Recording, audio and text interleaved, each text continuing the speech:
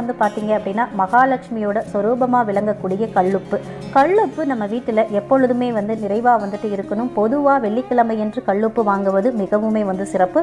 இந்த நாளில் வந்து பார்த்தீங்கன்னா கல்லுப்பை கடையிலிருந்து புதிதாக வாங்கி வந்து நம்ம வீட்டில் இருக்கக்கூடிய அந்த உப்பு ஜாடியில் வந்து நிறைவாக வந்து கொட்டி வச்சுக்கலாம்.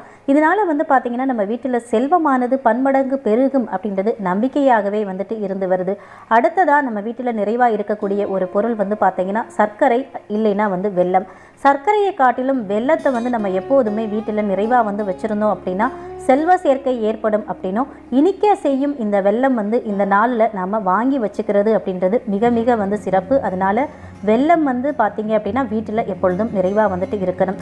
அடுத்ததாக வந்து பார்த்திங்கன்னா நம்ம வீட்டில் நிறைவாக இருக்க வேண்டிய இன்னொரு பொருள் வந்து என்னென்னு வந்து பார்த்திங்கன்னா குபேர பகவானுக்கு மிகவும் பிடித்த ஊறுகாய். ஊறுகாயையும் நம்ம இந்த வெள்ளிக்கிழமையில் வாங்கி வந்து வைக்கிறது அப்படின்றது நமக்கு செல்வ சேர்க்கையை வந்து உண்டு பண்ணும். குபேரன் ஒரு வீட்டில்